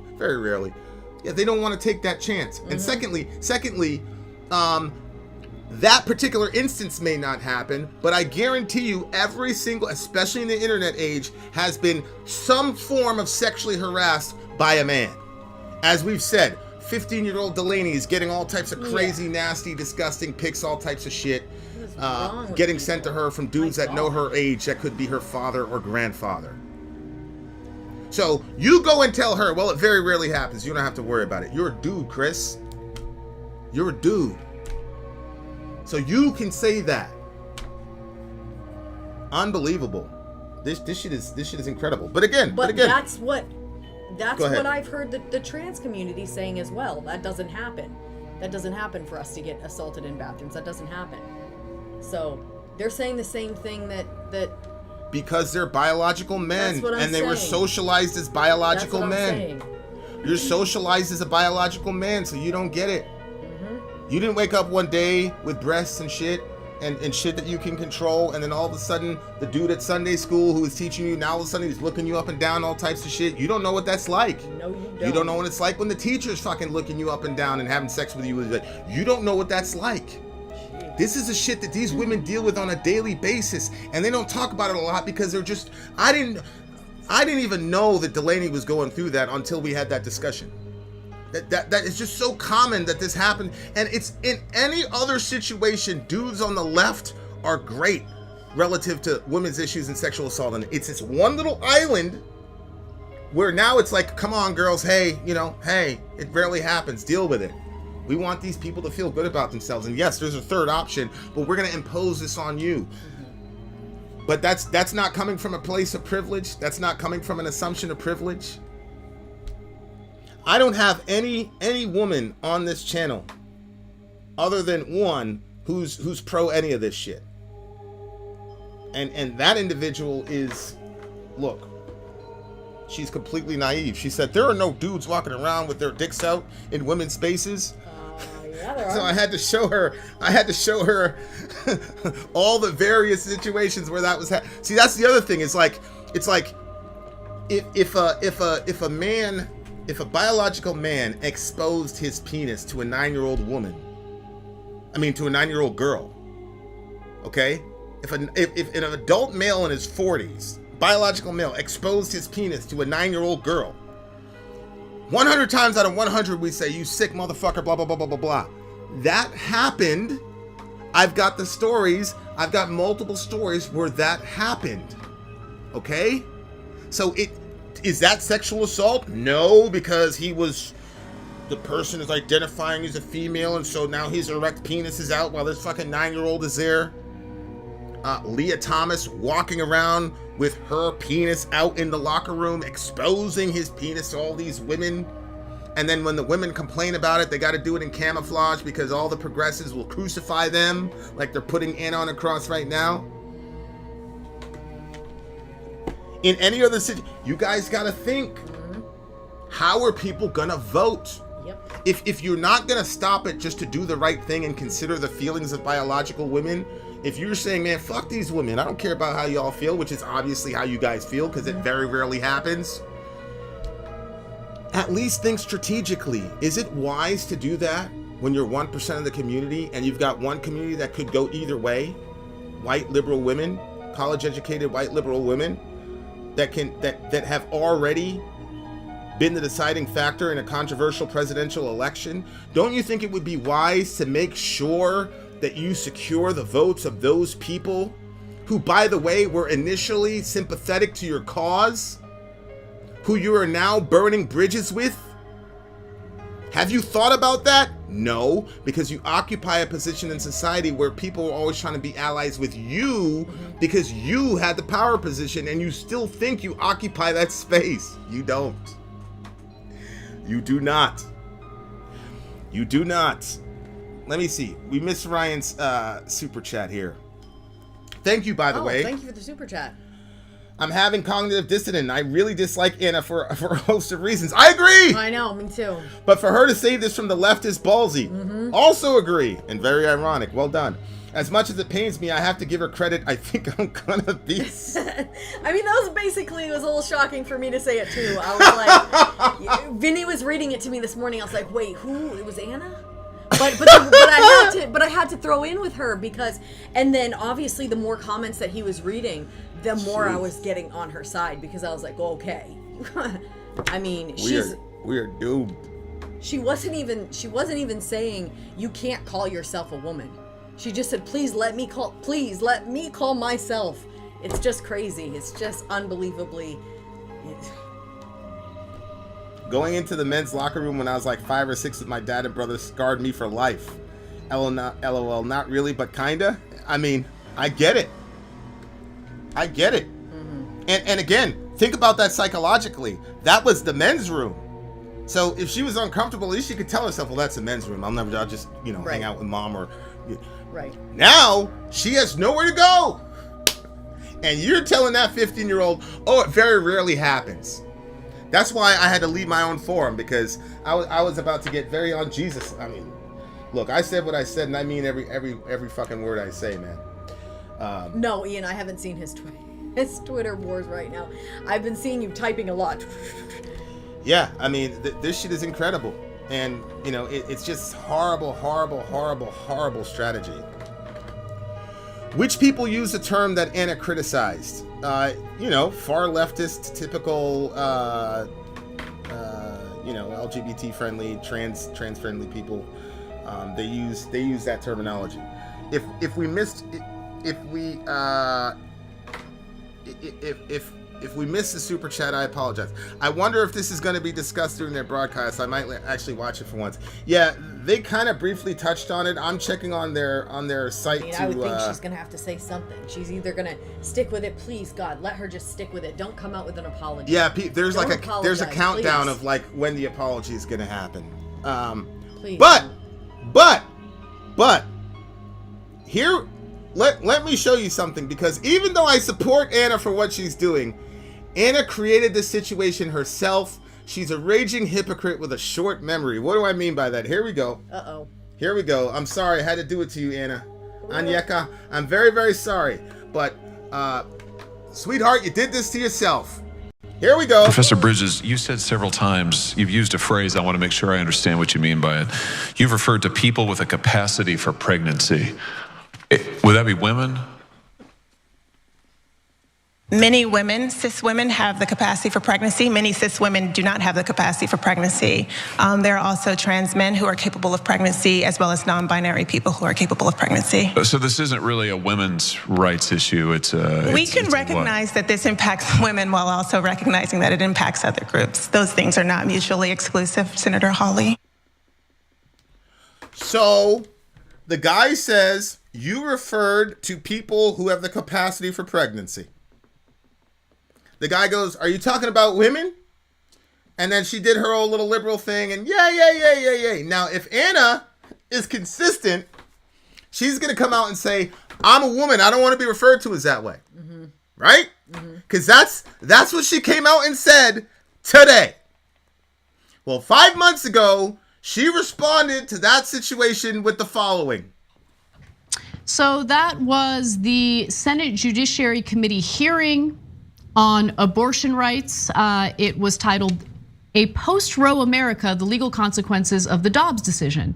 And the point of the hearing wasn't just to focus on abortion rights. They also wanted to focus on the fact that you have right-wing zealots, right-wing theocrats in the Supreme Court who lied under oath as they were undergoing their confirmation hearings. And they said that Roe v. Wade and reproductive freedom was already, they've determined this is the law of the land. We're not going to touch it. First, they never said we're not going to touch it, Anna.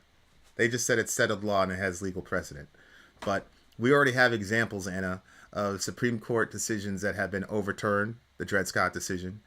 And we have Supreme Court decisions that should be overturned, the Buck v. Bell decision, which stated literally that the U.S. government could sterilize you against your will if they thought you were unfit, which is reportedly to have happened to some of the women at the border during the Trump administration. We continue. They do is they reverse it, of course. So they were going to explore that. Very important issues, especially in the new climate that we're living in, where a 10-year-old gets raped in Ohio, gets pregnant as a result of that rape, and has to travel out of state to Indiana to get an abortion. Okay, so this is an important issue. We covered that twice. I was wrong on the first one and corrected it on the second one. It's very important to admit and point out when you're wrong. Both those videos are left up, by the way, because I don't believe in covering my tracks. We continue. And bad faith, right-wing, culture war manufacturers like Josh Hawley decide to hijack this important hearing to, of course, create more content that they can use to campaign on. That's what this was about. And I think the way that okay, now watch this. She's now going to comment on this woman or this person using the term persons with capacity for pregnancy instead of woman. She used the term person with capacity for pregnancy. The very principle that Anna said she didn't like because I'm a woman. Don't reduce me to my ability to reproduce. And the reason she's saying she's angry about it is because it's in the context of the abortion discussion. So it's literally the same template as what she complained about 24 hours ago. Watch how she characterizes this woman's characterization of women. Kiara Bridges, who's the expert testifying there, the way she handled it was, I think it was fantastic. It was masterful. Because I think it was fantastic, she says. Yeah. Wait a second, Anna. You just said yesterday Yeah. that you're really offended and you really want people to stop doing that. But a couple months ago, you just said you thought it was fantastic. Now, if you look at Anna's face, she doesn't seem very convinced here. She's not coming with the same fervor. Kiara Bridges, who's the expert testifying there, the way she handled it was, I think it was fantastic. It was masterful. It was masterful, says John. And because she dismissed, she was informative, but more importantly, she dismissed him. And he, along with other Republican lawmakers, deserve to be dismissed on this. Okay, so now they're dismissing you, Anna. Oh boy. I'm sorry. I'm sorry, but you did this. I can tell that this is not, you guys know when Anna really believes in some shit. Whether she's playing the jank thing and going raw, or she's with Ben Shapiro and being super intellectual, we know when Anna really is 100% behind something. It doesn't look to me like she's 100% behind this, but it doesn't matter. You came out and said it, and you said that that issue doesn't need to really be addressed in any serious fashion. It should just be dismissed. What did Brother Malcolm say? The hens have come home to roost. This is what happens when you sell your soul. It's obvious you didn't really believe in that shit, Anna. It's obvious you didn't. I mean, this was during the time of the Roe v. Wade decision and shit. She was very amped up. She was slamming pens on the desk. She was all yelling, raising her voice, all types of shit. This is not someone, in my view, that seems very convinced. But you just came out and gave up the playbook. You said that anybody who has a problem with this should be dismissed. So now, all those people that you were advocating for years, and she's been the most vocal voice on that side, now they're dismissing you and mocking you and calling you phobic and all the rest of it. Welcome! I mean, what can you do? Yeah. What can you do? Brent says, now see, everybody's always after me for listening to Young Turks fan. Anna posted pictures of women's coochies online without consent for clicks. Her message is influenced by money. Not surprising, she is not consistent. I mean, she did. Yeah, she did. I thought that was really terrible. I didn't think that was very women empowering. However, that was a long time ago. Perhaps she's changed and that's not the same person. She changed during the whole Jimmy Dore jihad. During the whole Jimmy Dore jihad, she all of a sudden became a Me Too Me Too advocate. Yep. So she changed. So look, Anna, you did that yourself. You created this you helped to create this monster. I think you were really, really, really disingenuous here. I don't believe, based on what I've seen from Anna, I don't believe she believes in this shit that she's saying. But you said it. Yep. Now, whether it is to find acceptance in the community, like you want all the leftists to like gather together because the old abortion thing, I don't know, and I honestly truly don't care what the reason is. You did it. What can be said? Yeah. She changed when she got the Katzenberg money.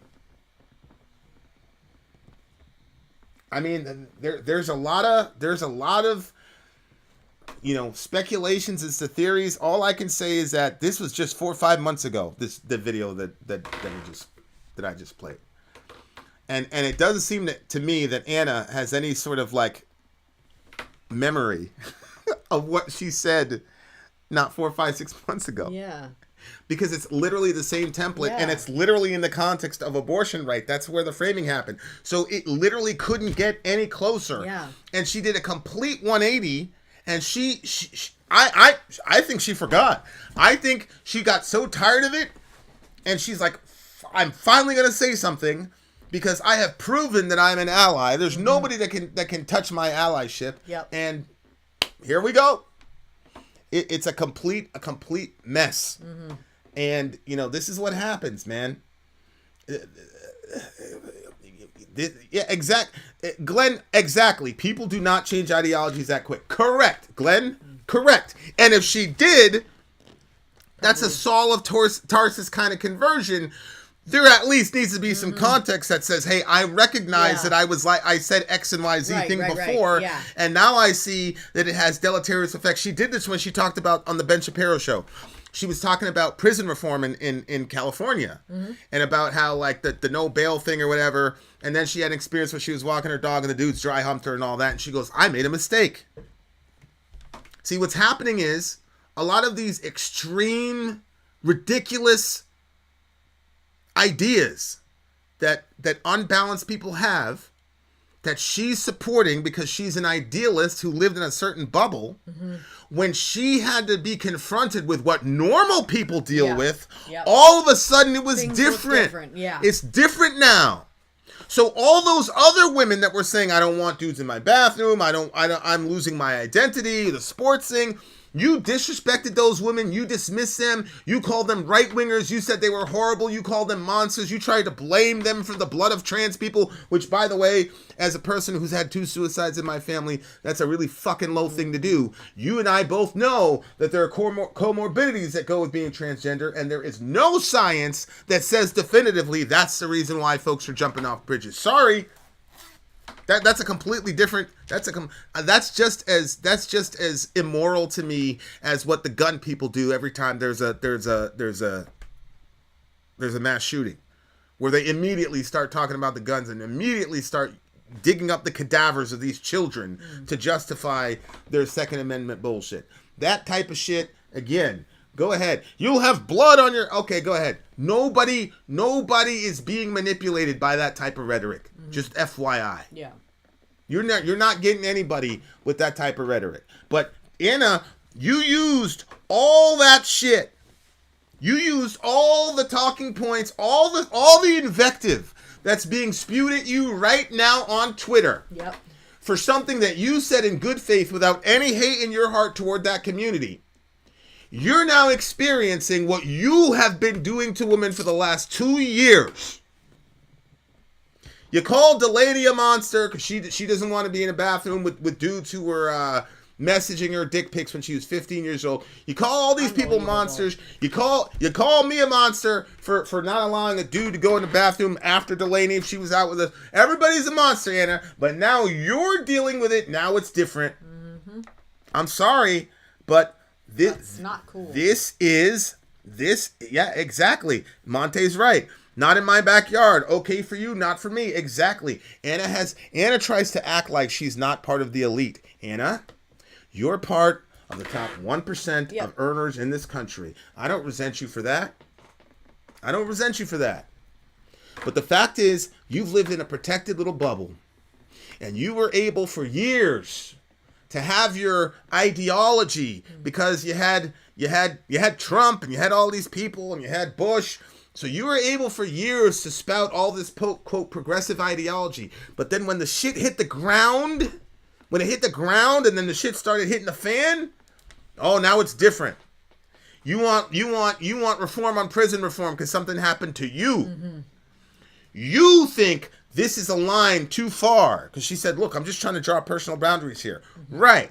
But all the other women that were trying to draw personal boundaries, you had no compassion or understanding for them. So this is a monster that you helped create. Yeah. I'm sorry, it's a monster that you helped create, and synthetic biology enjoyer is right. It's white woman syndrome. Again, this is privilege. You operated from a privileged position where you can send out these decrees from on high. And all the people that are saying, well, wait, have you considered this? You called them racist, sexist, homophobic, transphobic, blah, blah, blah, blah, blah, blah, blah, blah, blah, blah. So now you are getting the same treatment, Anna, and there's nothing I could, look, what can be done? What can be done, Anna? This is how This is how it gets. Now I'm gonna put one last quote up here because this is unbelievably amazing.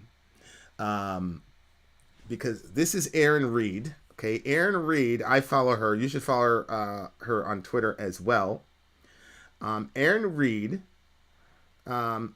is opining on this issue. Erin Reed is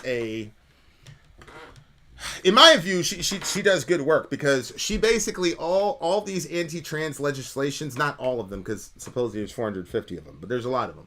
But what she does is like, this place is banning gender-affirming care for kids. I think Nebraska. I think Nebraska was the most recent one on her Twitter feed. So she'll tell you how the court's voting and all this, like at the state level stuff. Wow, okay. Like a lot of stuff that hits the news are like, the federal level stuff. She goes like state by state, so you can see. And like some of these laws, in my view, make sense. I don't think there should be any sort of physical, chemical transitioning, using fucking shit that we use to sterilize sex offenders on kids. Like I don't believe in that shit. So some of that shit, they're calling that an anti-trans legislation. Okay, fine. Fine.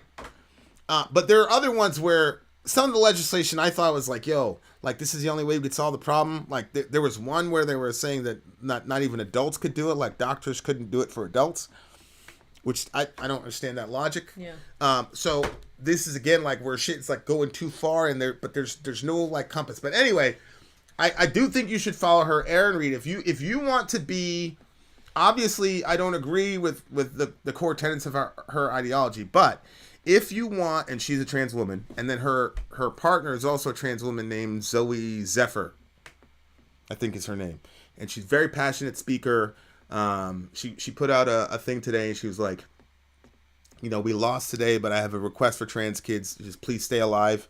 Oh. Like very, very powerful Yeah. speaker. So like, even though obviously I'm on the opposite side of this issue on many things with this individual, I do believe that she should be followed on Twitter because it's important to know, first of all, just as a civic exercise, it's important to know this is how it goes. This is what happens in a filibuster. This is how to overcome a filibuster. Like, it's not just, quote, propaganda. Obviously, she has a position, whatever, but you really do get to the granular level of how these things happen and how these bills get voted on and all the rest of it. It's very fascinating stuff. Anyway, that's my commercial. That's my hope that you will follow this woman, because even if you don't agree with their ideology, I default to following people that I disagree with or whatever. But anyway, I think it's important. If you're on Twitter, you definitely need to follow this individual. Okay. So here's what happened. Here's what Erin Reed has to say about Anna Kasparian. Not gonna lie, being uncomfortable with him, Anna, Tulsi Gabbard, and this whole segment of political figures years ago is turning out to be vindicated. People need to realize that just because someone appeals to the left does not mean that they are an ally to trans people. So Anna has been going after Tulsi for years, saying she's not a real leftist, she's not a real progressive, blah, blah, blah, blah, blah, blah, blah, blah, blah. And now look, Anna is now getting lumped in. Anna is now getting lumped in with Tulsi Gabbard by Erin Reed. How can you top that? Erin Reed is trans, okay? So now Anna, you are never an ally. Look, just because someone appeals to the left does not mean they're an ally of trans people. She has made 40 plus videos in the last year and a half, and she's made more videos advocating for trans people than you, Erin Reed. What a miscalculation, man. But now all of that work is gone. Yep. All of that goodwill and all that work is gone. And Anna Kasparian is an extremely emotional individual. And if you don't think that's going to color how she engages with the trans community, again, it's a bad miscalculation. That's a bad miscalculation. So there you go, guys. I mean, it's horrible. I think that Anna should have the right to say whatever she wants to say, and I think she should be listened to. I think we need to listen to biological women. Listen, if the vast majority of biological, like as a dude, like as a father, like I have security concerns, but if the overwhelming majority of biological women said, yeah, I'm cool with this, then okay. That's not what's happening. That's not what's happening. And you guys are creating an echo chamber where you crucify anybody that veers an inch from your orthodoxy. And it's just bad strategy. I'm not saying you're bad people for doing this to Anna Kasparian, because as I said, this is the hens coming home to roost. But this is just bad strategy. Liberal, college-educated white women are the number one group that trans people need in their corner. Mm-hmm. If you turn even half of those people who are sympathetic to your cause against you, you're going to lose, and you're going to lose for years. And as I said, the LGB community is already working on trying to distance themselves from y'all because they're not trying to lose all the work that they've done. So, look, when gay marriage got passed, you didn't see gay people going into kids' school and talking about being gay, all types of shit. Them LGBT people, they were running the It Gets Better campaign, which I loved, by the way. Telling these kids, look, shit gets better, don't kill yourself. Yeah. They didn't go to school and say, hey, here's a questionnaire, are you gay, are you straight, blah, blah, blah. There were no teachers fucking filling out fucking questionnaires for 5-year-olds. Gosh. They shot a commercial, It Gets Better. You know, a commercial like where you and your parents could sit down and have that conversation? They didn't wait till your parents were fucking away from you in school and then go in there and start inculcating all this shit. That's how the gay folks handled it. Y'all are handling it different. And now it's a problem because anybody, look, I was in the throes of right-wing evangelicalism, but man, I saw them It Gets Better campaigns, and you know, I was like, fuck, man. Is it getting really that bad? Because my kids were never part of the public school environment. So I'm like, yo, is it getting really that bad? Then I heard about the Trevor Project, heartbreaking. You know, one of my sons heard about that, so he donates to the Trevor Project. So we've got to look, in my view, a very, very compassionate family relative to this shit. But if you look at the way the gay community handled their fight for equality, and you look at the way that this group of people is handling, it's radically different. It's completely different. And I'm all for making sure people stay alive, but I'm sorry, but you want to blame these suicides and all the rest of this shit on Anna Kasparian. There's another, there's a whole bunch of, you have blood on your hands, blah, blah, blah, blah, blah. Brianna Joy Gray is a well-educated biological, look, he puts biological in quotes. This is what I'm talking about. This is... Yeah, but that's Chris again. Look, exactly. He puts biological in quotes. Yeah. How does that make you feel when you see that? Well, to be honest with you, I already wrote him off back when he was saying the other stuff that he was saying. Okay. I just... People in that category, I don't feel like that they're even trying to listen because we've said some very emotional things and some things that should move you if you care about, biological women. So you're unmoved. And girls. So, yeah. If Delaney's a girl. Yeah, exactly. A child. Yeah. Yeah. Yeah. So. But this is like, the scripture says that a righteous man is good to his beast, but even the kindness of the wicked is cruel. The kindness of the wicked is cruel. Chris, your attempt at being kind to 1% of the population is cruelty to 99% of the population. Mm-hmm. You're telling Delaney, you're telling a lot of women, man, fuck you guys. Mm-hmm. Biological. Mm-hmm. No, biological is not the new idea. Nope. The idea that you could just hop, skip, and jump your gender, that's the new idea. Biology is not new. You can go all the way to the medieval. You can go well beyond the medieval period, Chris. Holy shit!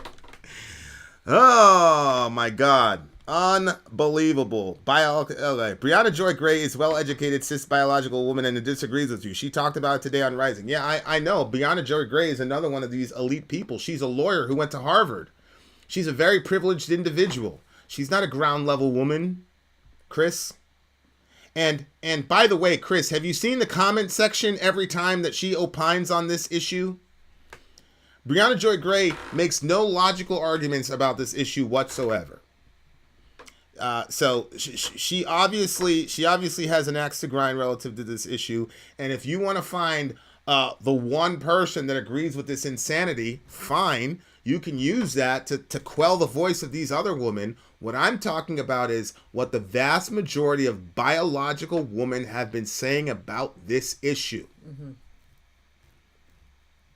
So you can play the role of white people who talk about Candace Owens. Yep.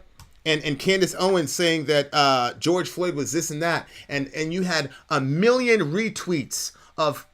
a million retweets of Candace Owens saying all this horrible shit about her own people, because every single time this happens with a marginalized group, they always look at the exception and say, see, yeah, she knows she's a black woman who says that. So this neutralizes the 99% of other black people who had a problem with the George Floyd situation. That's exactly what you just did with Brianna. You're using her, and now she gets to nullify the voice of the woman in this chat, my wife, and all the other women that have a problem with it. Well done, Chris. You're literally proving my point.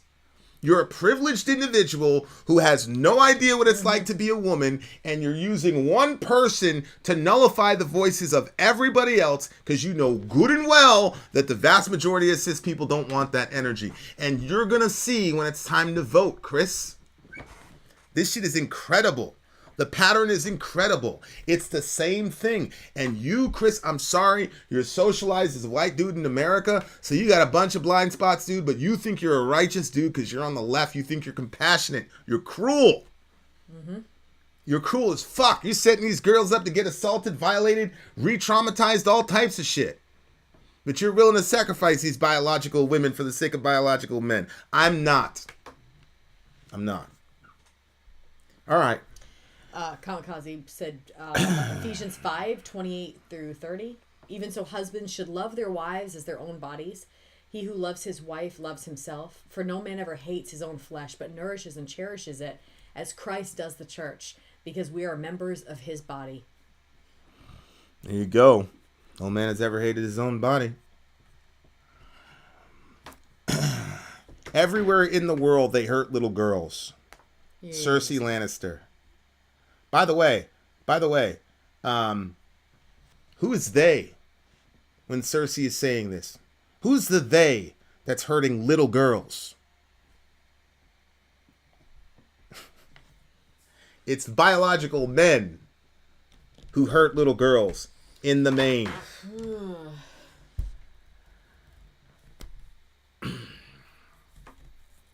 Yes, Miss Noir. We agree. We understand how the terminology is used. We understand that. Thank you for sharing. Okay. Shout out to Cersei. Shout out to Cersei Lannister.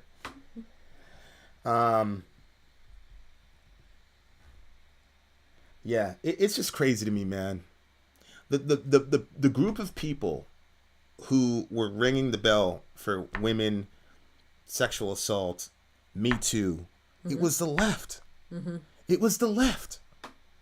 And now, it must be so confusing to be a leftist and be like, wait a second. You guys were the ones that were speaking for us for the last 50 years. You guys are the ones that were pushing women's rights. Like, what's going on here? Listen, in my view, I have a biblical worldview. And the Bible says that there's going to be a battle of the sexes, and that because men are generally stronger, we're going to abuse our power. And we're always going to find ways to screw, literally and figuratively, women. That's what the Bible says right in the book of Genesis. And I'm sorry, but to me, this is a clear example of that. A clear example of that. Because now, biological men have found a way to once again tell women to shut the fuck up.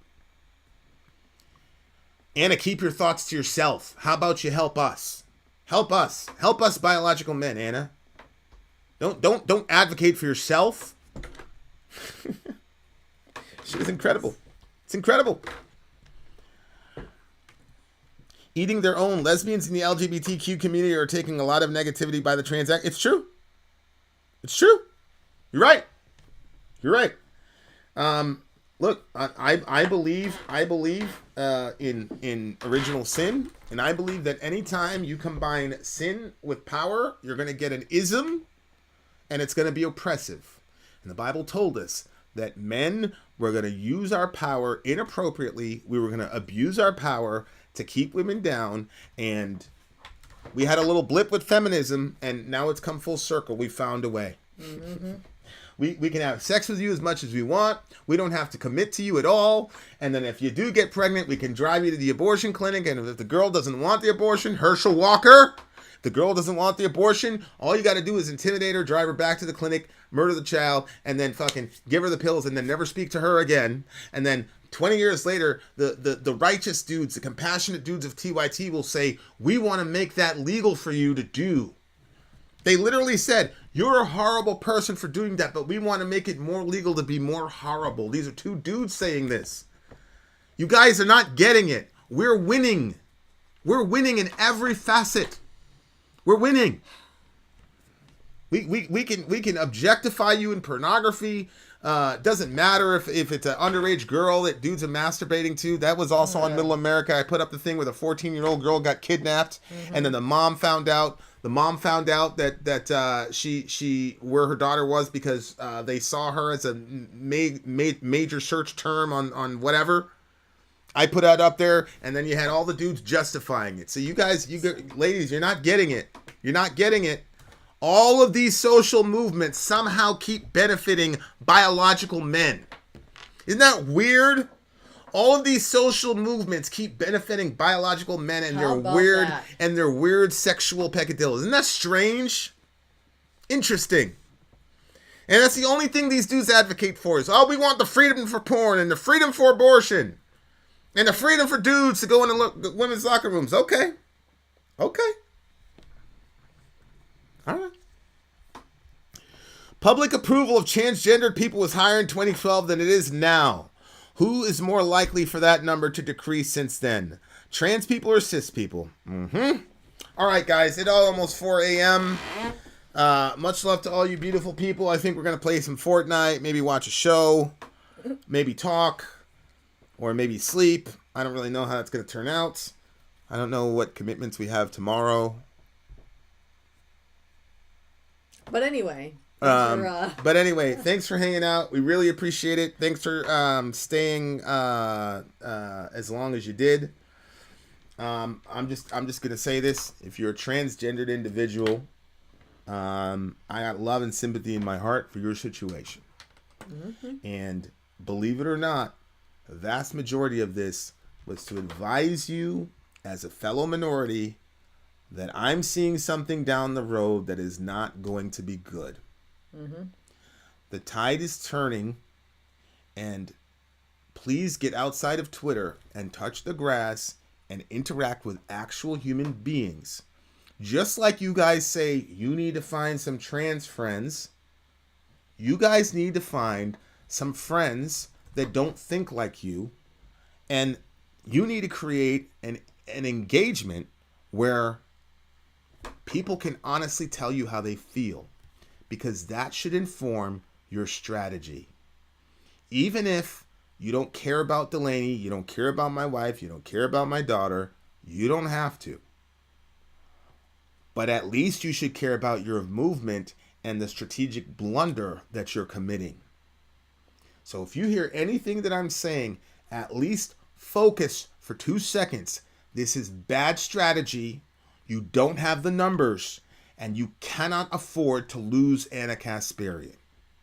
Whatever anybody thinks about Anna Kasparian, she is representative of the most important group of people that you need to maintain allyship with, and burning a bridge with her and all the people she represents is absolutely suicidal to the movement.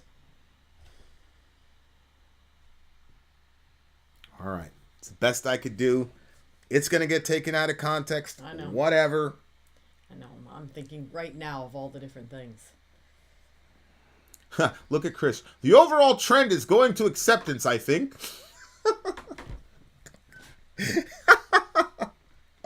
Okay, Chris, keep thinking that.